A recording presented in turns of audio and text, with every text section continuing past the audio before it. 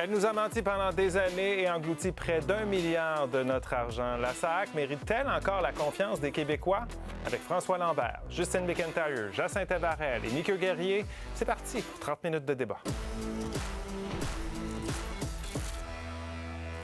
Ça va faire bientôt 1 an que la vérificatrice générale du Québec nous présentait son rapport accablant sur la transformation numérique à la Société d'assurance automobile du Québec. Dépassement de coûts de près de 500 millions de dollars, informations cachées par des dirigeants. Tout le Québec avait été scandalisé par ces conclusions. Le gouvernement Legault avait alors annoncé la tenue d'une enquête publique pour faire la lumière sur ce fiasco. Au printemps dernier, choqué par les révélations d'un témoin lors des audiences, il y a le Parti libéral qui réclamait la mise sous tutelle de la Société d'assurance automobile. Une dizaine de mois plus tard, après des centaines d'heures de témoignages, le commissaire Denis Galland a finalement dévoilé ses conclusions. La direction de la SAAQ de l'époque a sciemment menti au gouvernement et aux parlementaires sur le déroulement du programme. C'est ce que conclut le commissaire Denis Galland dans son rapport de près de 600 pages. La SAAQ a menti pendant plusieurs années sur le déroulement de CASA, le programme lié à la planification, l'attribution de contrats, les coûts et la mise en service de la plateforme SATLIC. Certaines personnes au gouvernement ont obtenu à certains moments des informations fiables. Des gens ont délibérément menti dans toute cette affaire. Le programme était trop ambitieux, son modèle encourageait les dépassements de coûts et l'acharnement des têtes dirigeantes de la Société d'État à compléter la mise en œuvre de CASA a contribué au fiasco, selon le rapport. Et j'ai demandé à mon équipe de voir les recours judiciaires qu'on peut prendre contre les dirigeants de la SAAQ qui ont menti à notre gouvernement. Bien que son gouvernement ait été informé des dépassements de coûts à partir de 2023, François Legault répète qu'il n'a jamais été réellement au courant de leur ampleur. Il admet qu'il aurait dû se méfier et poser plus de questions. À la lumière de cette chronologie, M. Kerr était au courant, M. Bonnardel était au courant, le cabinet du premier était au courant. Qu'à partir de 2023, lors d'une importante rencontre entre Geneviève Guilbeault et les dirigeants, à ce moment-là, le juge Galland le conclut très clairement. L'information était clairement dans les mains de la ministre. C'est un hold-up, évidemment, d'argent public qui est parti et puis le rapport, il en parle clairement. Le problème, il est structurel. Les oppositions réclament maintenant que le gouvernement suive les 26 recommandations émises dans le rapport pour éviter que les prochaines transformations numériques ne se terminent en scandale. Il serait difficile de recommander d'être transparent et honnête, puisque ça devrait être impérativement la norme pour les personnes œuvrant dans l'administration publique. Alors, notre question ce soir concernant le rapport Galland, est-ce qu'on devrait mettre la Société d'assurance automobile du Québec en tutelle? Premier tour de table. François, qu'est-ce que tu en penses? Bien, c'est bien évident, parce que même si on a eu le rapport Galland pendant qu'on avait la commission d'enquête, il n'y a pas eu grand changement encore à la SAQ, là. Il se passe rien encore, là. C'est le statu quo. Donc, c'est bien évident que les gens en place, le conseil d'administration, n'ont pas le courage de faire des changements. Il faut se servir des 500-600 millions perdus et du tout le temps perdu pour mettre ça sous tutelle et le refaire à zéro, puis envoyer un message clair à tous les autres organismes. Arrêtez de niaiser avec l'argent des contribuables. Ouais. Faites votre travail comme il faut parce qu'on va vous mettre sous tutelle aussi. Là. Ça prend de la transparence. Justine, qu'est-ce que tu en penses? On a créé des énormes structures au Québec comme la SAAQ. Et oui, il y a des mécanismes de contrôle, mais clairement, ces mécanismes-là interviennent trop tard et pas suffisamment, avec suffisamment de force. Donc, il y a le vérificateur général, on a des commissions parlementaires, le Conseil du Trésor, on a un conseil d'administration, on a plein de personnes qui sont censées regarder la reddition de comptes, mais quand on n'arrive pas à le faire, il ne faut pas avoir peur de changer la façon de faire et de changer les structures. OK. Il y a quelques petites choses qui ont été mises en place là, depuis, là, mais on va y revenir un peu plus tard. Jacinthe, alors, tutelle ou pas tutelle? Non. C'est sûr que le premier réflexe, de manière impulsive, de manière émotive, on a envie de dire oui, ça prend une tutelle. Mais quand on regarde qu'est-ce que c'est qu'une tutelle, quand on regarde ce que ça implique, là, en devenant plus rationnel, en étudiant comme il faut, là, on peut se rendre compte que ce serait seulement un geste spectaculaire, mais ça ne changerait pas les fondements du problème. Tu nous expliqueras ça dans un moment. Meeker? Chaud de boucan. Moi, c'est le mot qui me vient en tête quand on parle de tutelle, un peu comme Jacinthe. Ça paraît bien, ça sonne bien à l'oreille des contribuables, mais dans la réalité, le ministère a déjà les pouvoirs de contrôler ce qui se passe à la SAC. On ne l'a juste pas fait. Mais le premier ministre et les ministres l'ont avoué. On n'a peut-être pas posé assez de questions. Il est peut-être là le problème. Bon, est-ce que vous avez envie de savoir ce que certains contribuables, nos contribuables, en fait, les gens qui nous regardent, pensent de cette question? Est-ce que vous êtes du côté du pour ou du contre? Bien, regardez, 88 des internautes c'est pas pensent que surprenant. oui. La SAC devrait être mise en tutelle, alors que 12 des internautes pensent que non. Vous n'avez pas encore répondu à la question. À ce moment-ci, on repart le décompte des votes à 0 quand vous êtes prêts. Écoutez un petit peu ce qu'ils ont à dire. C'est intéressant. Vous allez peut-être changer d'idée dans les prochaines minutes ou pas. Alors, quand vous êtes prêts, vous irez voter, commenter par courriel sur X ou sur Blue Sky. Qu'est-ce qu'une tutelle permettrait de faire, selon toi, François? Débarquer le politique et se concentrer sur les structures, sur tout l'ensemble de l'appareil. Et c'est pas un show de boucan, une tutelle. Là. C'est loin d'être un show de boucan. Si tu te fais mettre en tutelle, là, Baker, tu vas voir que tu n'as plus grand contrôle sur toi. Ouais, Il faut enlever le contrôle sur tout l'appareil qu'il y a là. C'est bien évident qu'il y a un problème majeur, puis probablement qui est répété dans certaines autres. Je veux dire, on n'a pas besoin d'aller bien loin. À Ottawa, il y en a un autre déplacement de coûts. Ça semble être la norme. OK. Il faut aller voir puis aller changer la structure. Mais on est habitué d'entendre, par exemple, quelqu'un qui va être sous tutelle, une municipalité qui va être sous tutelle. Quand c'est le cas, par exemple, d'une société d'État, elle n'est pas déjà sous tutelle, en quelque sorte? Bien, elle est sous le contrôle du conseil d'administration qui relève du ministre des Transports, dans ce cas-ci, la SAC. Alors, si on met sous tutelle, ce qu'on fait, c'est qu'on suspend les responsabilités du conseil d'administration. On nomme un administrateur en place qui va relever de qui? Du conseil des ministres. Alors, on ajoute de l'influence politique dans la gestion d'une société d'État. C'est loin d'être la bonne solution. On donne plus de pouvoir aux politiques. Là, ça devient la tutelle. Comment est organisée la tutelle? C'est qui le tuteur? C'est le conseil des ministres. Ouais, ça serait... Alors, Il faut trouver la bonne personne, mais une personne comme Galland, il ne pourra pas l'être, mais il a travaillé pour le gouvernement puis il était neutre. Il faut faire attention de dire qu'il va être manipulé par le gouvernement. c'est pas manipulé, mais il Souvent, relèverait du conseil des souvent, ministres. c'est un bureau de comptables qui va débarquer, c'est un bureau d'avocats qui vont débarquer. C'est des gens qui sont neutres et qui ont une job à faire qui n'est pas le fun, normalement. Mais ils répondent au conseil des ministres. Ils sont redevables aux politiques. Mon problème, moi, c'est que le ministre, sa responsabilité, c'est, entre autres, la SAC, le ministre des Transports. À partir de là, on a compris que les bonnes questions n'ont pas été posées. Moi, c'est là où je veux qu'on s'attarde au problème. Pourquoi le ministre, dont c'est le travail, n'a pas fait son travail? C'est pas juste l'un n'empêche pas l'autre. Puis je pense qu'absolument on pourrait qu'il faut commencer la par tenir. ça plutôt que de sauter tout de suite à la tutelle. Parce que pour moi, la tutelle, c'est une structure justement qui va rajouter une couche. Ça va être plus lourd. Puis honnêtement, dans les faits, ça changera quoi? Moi, je demande à voir puis à savoir mais qu'est-ce que ça va changer. une mise en tutelle, est-ce que ça change? Parce que là, on est juste en train de parler, ça va relever de qui? Ça, on ne pourra peut-être pas le savoir tout de suite, mais ça va relever de quelqu'un au Conseil des ministres. Mais ce qui est intéressant aussi, c'est que dans le cas d'une mise en tutelle, ça implique qu'il y a eu une incompétence dans la gestion au point où on doit retirer la direction. Et ça veut dire aussi une simplification au niveau des opérations. Donc, on va réduire la SAC à uniquement les services de base. Il n'y aura plus de grands projets, il n'y aura plus de grandes dépenses. Et là, ça va nous donner l'espace et l'occasion de revoir l'ensemble des activités de la SAC et de s'assurer qu'on est en mesure de faire les changements de fonds qu'il faut faire et de retenir uniquement les programmes et activités qu'on est en mesure d'octroyer. Parce que clairement, en ce moment, on n'est pas en mesure de livrer des grands projets. Mais tout ça peut être fait sans tutelle. Non, absolument. je Oui, le tout crois ça pas. peut être fait en tutelle. Absolument. Le ministre des Transports peut très bien donner cette indication-là qu'on va tasser les gestionnaires, on va identifier les gestionnaires fautifs, ils vont être imputables, donc ils vont soit être congédiés, soit ils vont être tassés de leur poste actuel. On peut relever de leur fonction l'ensemble des administrateurs au conseil d'administration, renouveler le conseil d'administration et donner comme directive que désormais, on se concentre sur les tâches essentielles, le service, il n'y a plus de grands projets. Tout ça peut être fait sans mise en tutelle. Non, c'est exactement ça fait un an, avant même que le rapport Galland, la vérificatrice générale a dit c'est le bordel là-dedans. Oui. Immédiatement, puis on en a parlé plusieurs fois ici, je faisais partie de ceux qui disaient faut le mettre en tutelle. Les partis d'opposition aussi l'ont dit. Et pourtant, il n'y a rien fait. Jean Saint-Ève aussi dit autour de la table. Puis le rapport Galland arrive. Pendant que le rapport Galland travaille, il y a encore des dépensements de coûts. Il y a encore la SAQ, elle ne fonctionnait pas dans certaines succursales encore. La structure ne fonctionne pas et il n'y a personne qui semble être imputable. Donc, qu'est-ce qu'on va faire pour donner un coup de barre à cette organisation-là? Le statu quo n'est pas vivable. Puis le ministre des Transports, désolé, mais il n'a fait pas sa job. Oui, mais justement, il est là le problème, parce qu'à la base, là, le projet, ou plutôt... On fait juste changer le ministre des Transports, puis ça ne change rien. Oui, mais justement, qu'on soit imputable, ça veut dire, entre autres, des élections.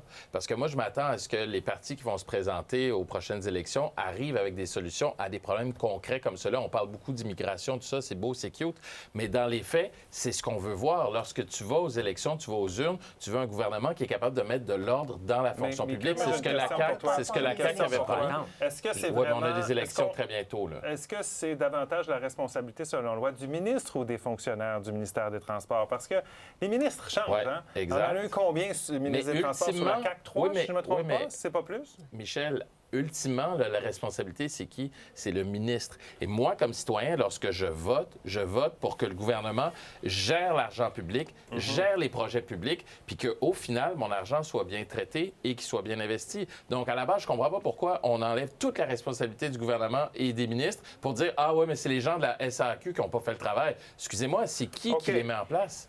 Est-ce qu'on devrait mettre la Société d'assurance automobile du Québec sous tutelle? C'est la question de notre grand débat de ce soir, alors que le rapport Galland vient d'être publié. Allez répondre donc à cette question, commentez. On poursuit ça au retour.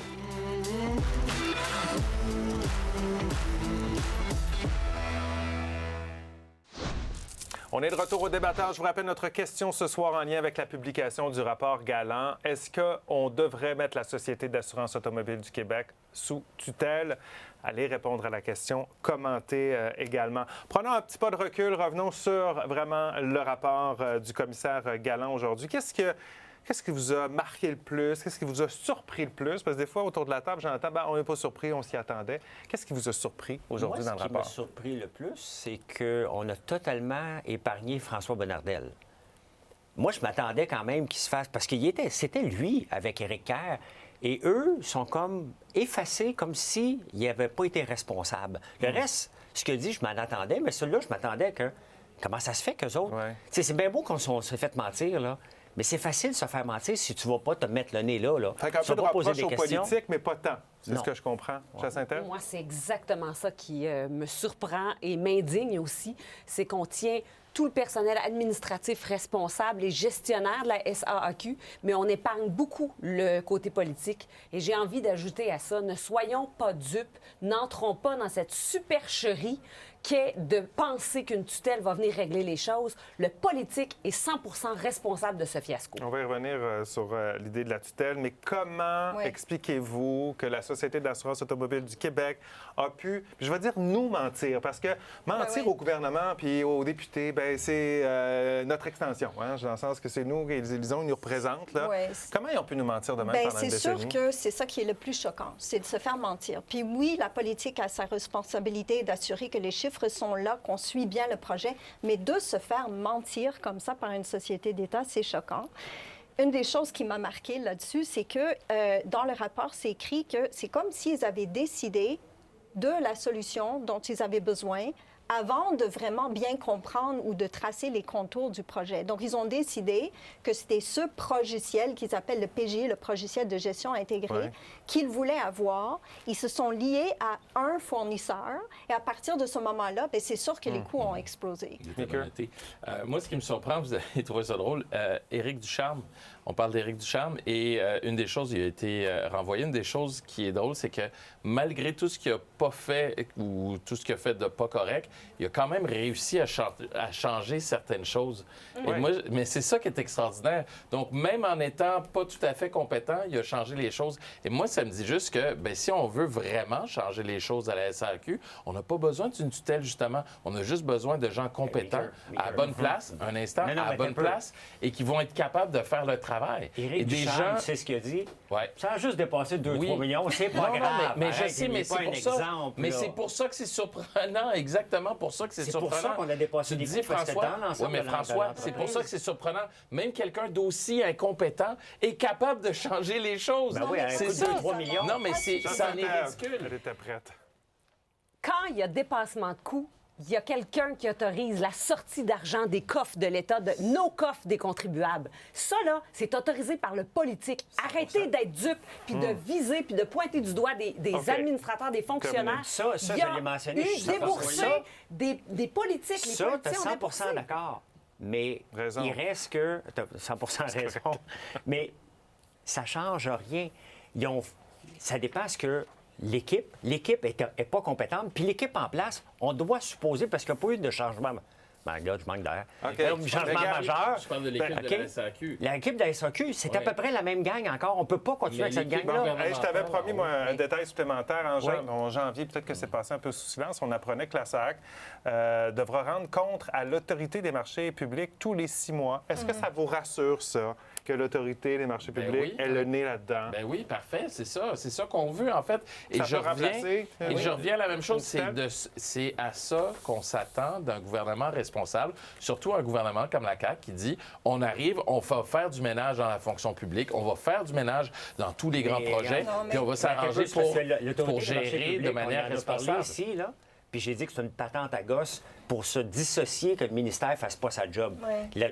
L'Autorité des marchés publics, j'y crois pas, pantoute. OK. Ça donne absolument rien. C'est juste que le ministère n'est pas capable de faire sa job, fait qu'on nomme un autre organisme pour aller faire la job du ministère. Ça prend une tutelle. Justine, t'en penses quoi? Ben oui, mais c'est avec ce type de recommandation, un peu le risque, c'est qu'on va faire justement des petites modifications. Vous savez ce qui arrive, on reçoit le rapport, il y a des recommandations, les fonctionnaires arrivent, ils ont dit, ben oui, on a mis en place 1 à 4, et puis il reste d'autres choses à faire, et finalement, on retombe dans nos vieilles pantoufles et on reprend les mêmes habitudes. Alors, je pense que pour casser un système qui ne fonctionne pas, ça prend une mise en tutelle pour tout remettre au niveau de la table et repartir avec une bonne structure. Un grand coup comme ça, est-ce que ça ne serait pas justement une façon de regagner la confiance entre le public? Ma question, c'est est-ce que la tutelle, on peut mettre tous les administrateurs dehors, tous les dirigeants de la SAQ? Parfait. Tous les dirigeants ou les membres du CA? Tous les membres du CA et les dirigeants aussi. Est-ce qu'on peut faire ça sous tutelle? Tu veux faire sous tutelle, tu prends le contrôle total. Oui, parfait. Mais, OK, parfait. Est-ce que le ministre peut faire ça?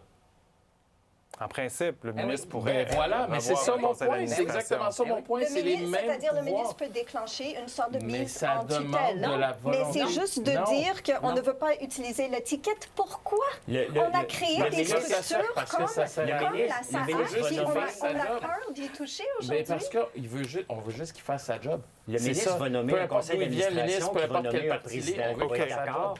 Mais tout ça, là, le conseil d'administration ne fait pas sa job. Le président ou la présidente n'a pas fait sa beaucoup, job. là. Il y a C'est beaucoup de beaucoup. gens, puis Mais là, c'est il y a ça, des le sous-ministres ministre, en change dessous. Et tout le ce ministre, monde-là, lui? ça n'a pas besoin d'une tutelle pour changer les gens. Il n'y a pas besoin de C'est tutelle. exactement ça. Ça C'est pour prend ça que ça une prend une colonne tutelle. vertébrale puis des... Une volonté Décision politique. OK. Voilà. Moi, j'ai une question. On a entendu François Legault aujourd'hui dire qu'il va voir, fouiller un peu, regarder les possibilités qu'il y a des recours judiciaires envers certains fautifs. Vous en pensez quoi de ça? Faut aller vers cette avenue-là ou pas? L'UPAC est déjà dans le dossier. L'UPAC n'a jamais amené un dossier à terme. Donc, j'ai zéro confiance en l'UPAC. Là. Non, mais donne-moi-en un qui l'a fait. N'as-tu fait un, l'UPAC? Il n'a jamais amené un Rapidement, dossier à est-ce qu'on terme. doit aller là? Oui, absolument. Examen Ouais. de tous les procès-verbaux des réunions du conseil d'administration aussi pour voir qu'est-ce qui s'est passé dans ces conseils d'administration-là. Ça, je suis Alors, il faut d'accord. voir s'il y a quelqu'un qui a fait de quoi Ben oui. de S'il y a mauvaise de la foi, fraude, parce ben que oui. c'est pas si facile. Là. Ce Ben sont oui, pour je les pense qu'il faut fonctionnaires, amener entre autres. hein? cette commission un peu OK. plus loin puis voir s'il y a de l'activité criminelle, effectivement. Commentaire de Patrice pour aller à la pause. Oui, il faut faire payer les fautifs sans pénalité. Il y aura une perte de confiance envers nos institutions et notre gouvernement. Il faut dissuader d'autres personnes qui pourraient être tentées d'abuser du système, ou en tout cas de prendre des mauvaises décisions. C'est ce qu'on verra au bout de ces enquêtes, s'il y en a. On s'arrête quelques minutes. On est de retour au débatteur. Alors, est-ce qu'on devrait mettre la SAC sous tutelle? C'est la question du débat de ce soir. Pierre Carl nous dit oui, même si ça ne changera rien. Les ministres pointés du doigt dans le rapport Galland, de même que le premier ministre devrait être imputable. Après tout, la SAC est une société d'État. Marilyn nous dit oui, il faut aussi congédier les dirigeants de la société et les membres du conseil d'administration. Ça prend un ménage. Et Benoît nous dit non. À la place, c'est le gouvernement de François Legault qu'il faudrait mettre sous tutelle. Voilà. Ça s'appelle les Il élections. s'en va Les pétition. Québécois décideront. Mais On c'est va ça, être en aux campagne élections, électorale exact. bientôt. Ben oui, ben oui. Exact. OK. Ça va leur coûter cher. Il y a eu 26 recommandations qui ont été émises par le commissaire Galland. Je suis en train, là, j'étire un petit peu parce que j'essaie de les retrouver. OK, ils sont ici. Je vous en nomme quelques-unes. Là, se doter d'une entité centralisée spécialisée en transformation numérique de l'État pour pallier un manque d'expertise gouvernementale.